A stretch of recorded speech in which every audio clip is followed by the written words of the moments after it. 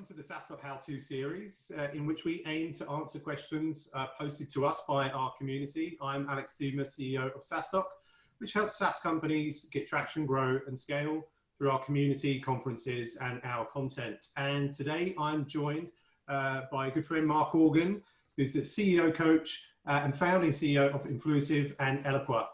Welcome, Mark. Glad to be here.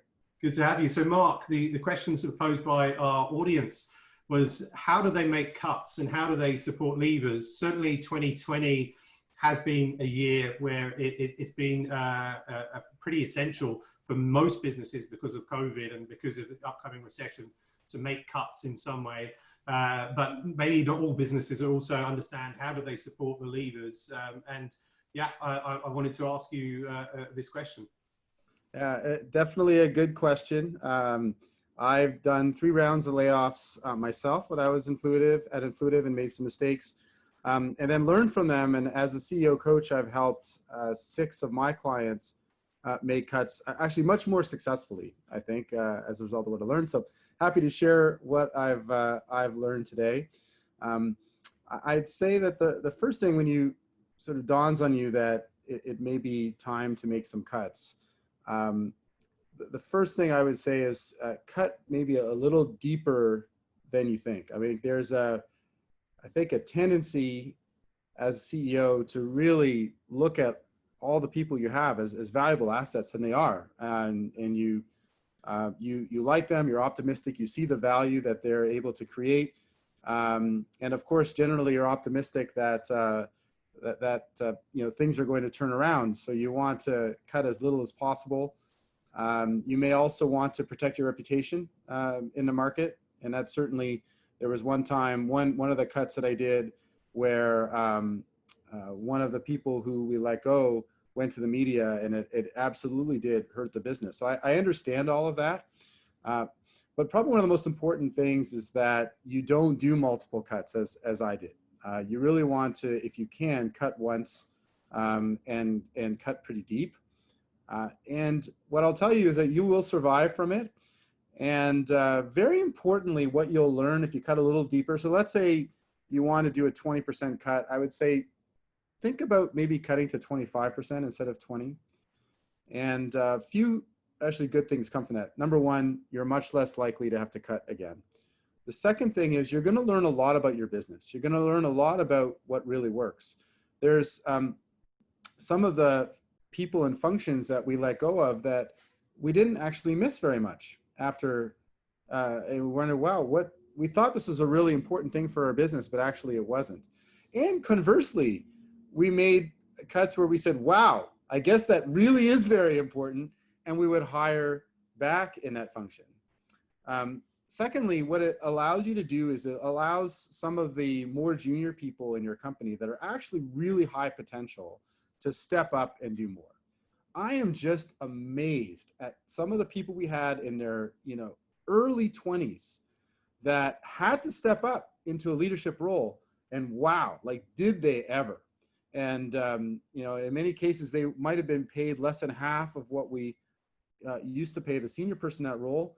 And not only do they do more, but they're unencumbered by their past. And we unleash so much creativity in our business from these young people who just thought differently about things, which begs the question, like, why wait for a layoff to elevate some of your high potential junior people who can do so much more for your business?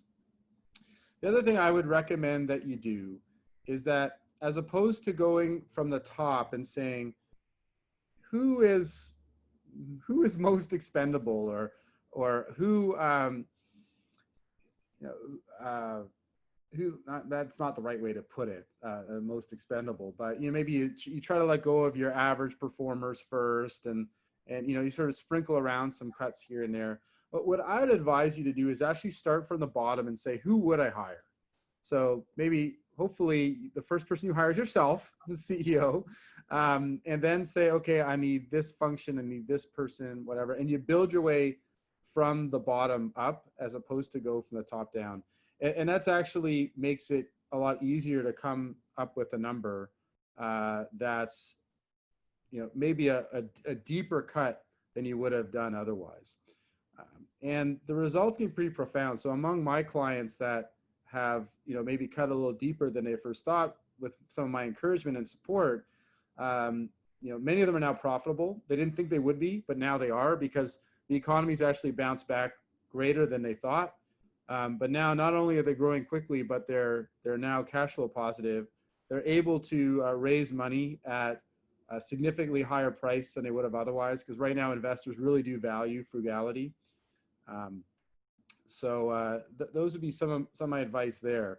On the levers, this is a really important thing. I mean, if you go to the Glassdoor reviews of Influitive, even though there were 3 rounds of layoffs, you'll find that the reviews are very, very positive. Even the people who are let go are actually extremely supportive of the company. And I think that this is something that's really valuable. It's helped the company hire, and the company's hired again. Influitive is profitable, it's growing well, it's hiring good people again. It has a reputation to hire good people.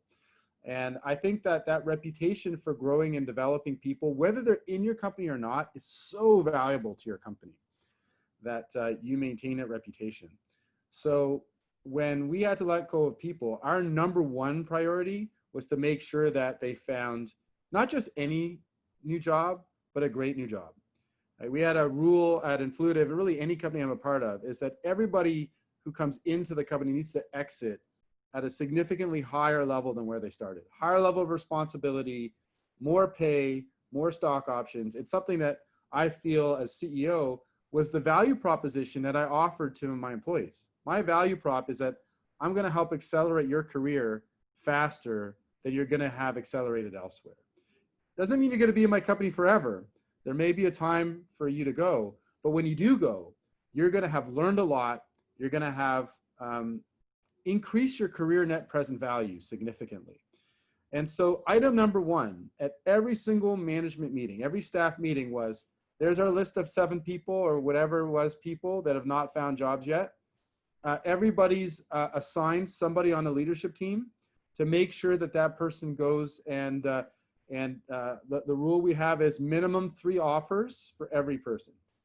So we manage that. That's actually like it's like a key result from our OKRs, is that we want every single person who leaves the company to have at least 3 offers, so they have their choice of great opportunities.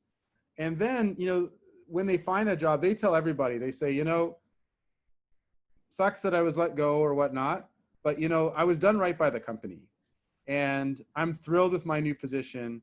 And I would heartily recommend that you work at Influitive or whatever company, even though they had to reduce force. Other things we do, I like